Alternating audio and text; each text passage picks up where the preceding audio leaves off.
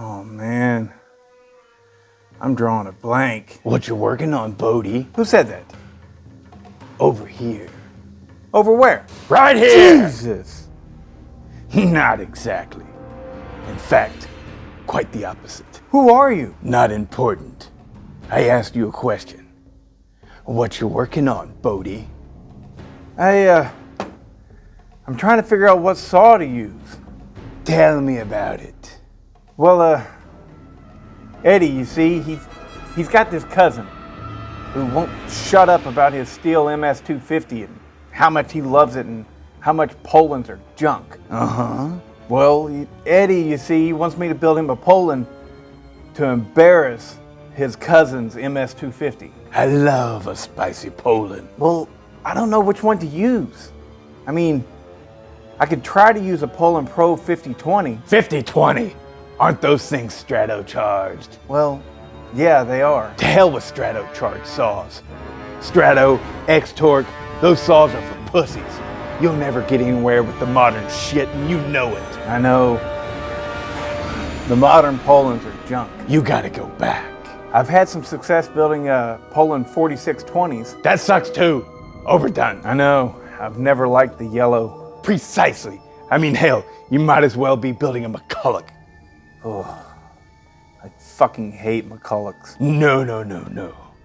It's gotta be green to truly represent Poulan. I love the green. An old Poulan 2750 Farmhand. Now you're talking. Raise the exhaust, lower the intake, dump the fuel right down his throat. Yeah. And this monster's gotta breathe. Muffler mod. Not just any old muffler mod. You want this little guy spraying fumes and exhaust out of big, gaping 1-inch pipe straight into the ozone. Right. And the intake? Well, you'll have to open that up too now, won't you? Cut out the top cover to fit an oversized cartridge filter, and you'll have yourself a fire-breathing little mini monster. All right. And you'll call it the Green Goblin.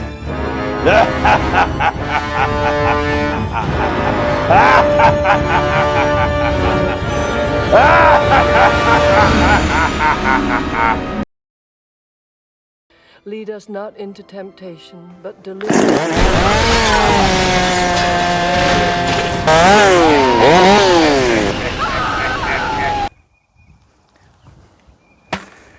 Ladies and gentlemen, I present the Green Goblin.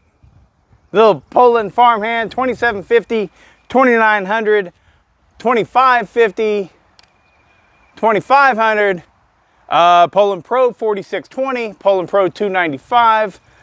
There's a bunch of them that are exactly the same with minute little differences. So I just got finished building this thing up. We're gonna put it in the wood, make sure it's tuned right. See how she cuts.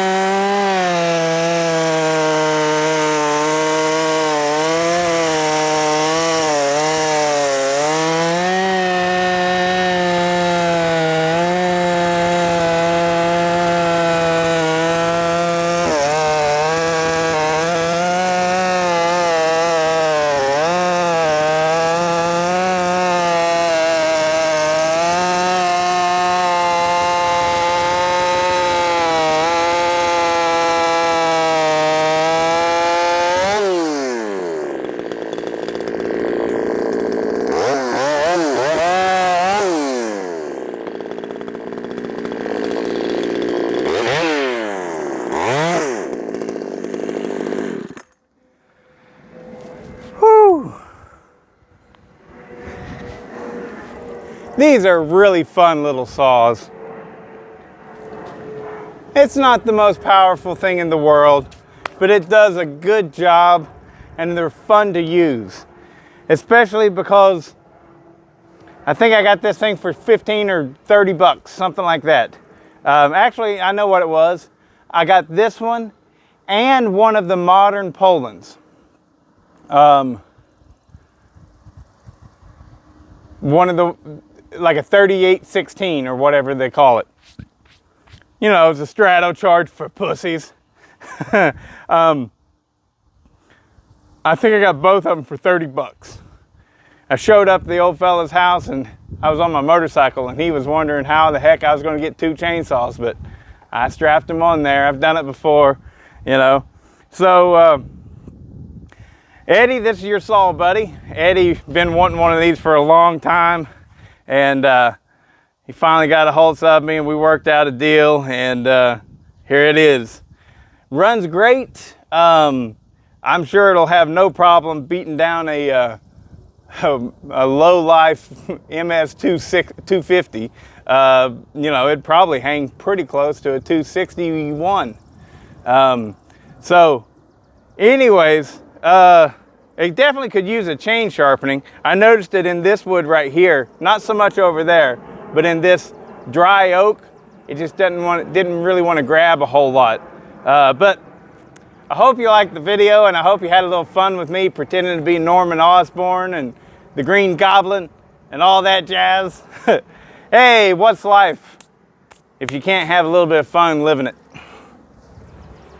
All right, I hope that you fell out of your chairs laughing about that.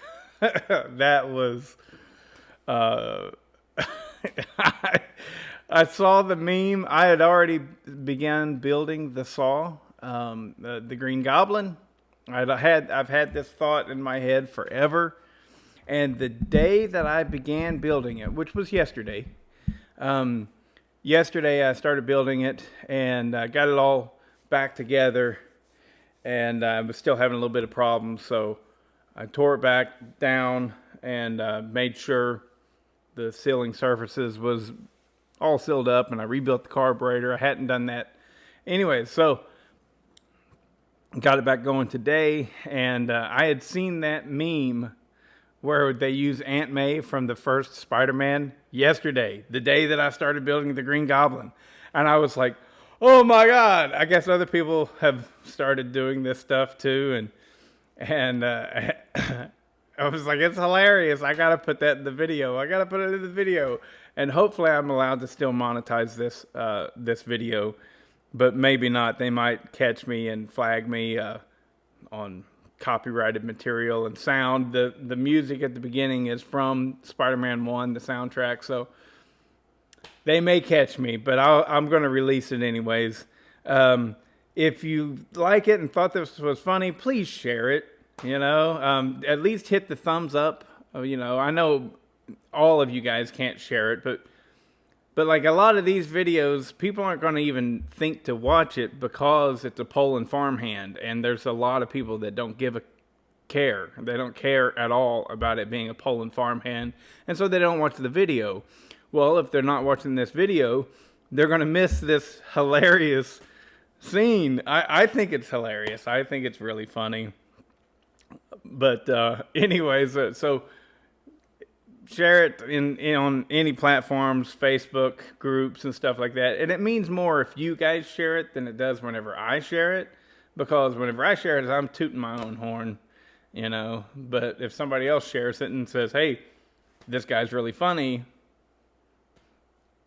then other people are more interested. If I'm like, hey, watch my video, I'm really funny, I just sound like a douchebag. Anyways, I hope you liked it, and more to come. Eddie, your saw runs good, buddy. I will get it in the mail to you here soon. Within the next, probably tomorrow, honestly, but might take me a few days. Let's see. What's next? Andreas left me a couple more chainsaws. He's a local guy. I need to get to work on them. I still have a Briscoe built 372 clone that I have yet to run. I want to run that. And I want to put it against the Dolmar 7910, Bobby Boucher,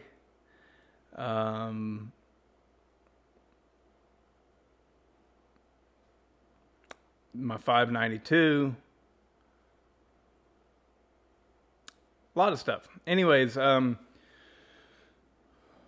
can I say next? I've got a Shindawa 757 I've got to get started on. I've got a 7310 that's being mailed to me by Court. It was the first one that I built, and it's developed an air leak, I believe, and he can't figure out where it is. He had a bad clutch on it, so it probably got hot, and it got that crank seal overheated, and it probably needs a crank seal on that side. Hopefully the cylinder and stuff's fine. There's something else, though. Oh, yeah, the Echo CS800 that I have. It's never quite ran right, and Mark, he watches the channel.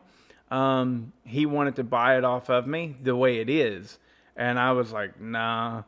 I mean, if you were wanting to work on it yourself, then yeah, I would go ahead and sell it to you the way it is, but it needs help. Something's wrong. Every time whenever you got it, whenever you let off, it wants to die. And I can't quite figure that out.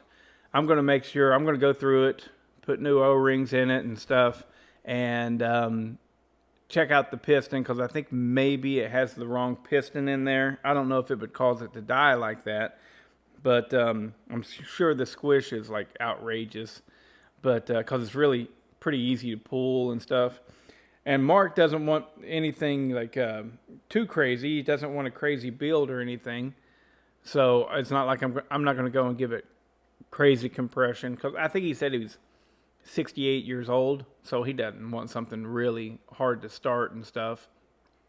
So I'll keep that in mind when I'm building it, but I've got to make sure that thing runs proper before I sell it to somebody that's not going to be interested in fixing it up. He's wanting a good running saw when he gets it. And so we've already struck a deal, and I'll be building that on the channel over the next few weeks, something like that. Yeah, anyways, that's enough for this video, and we'll catch you on the next one.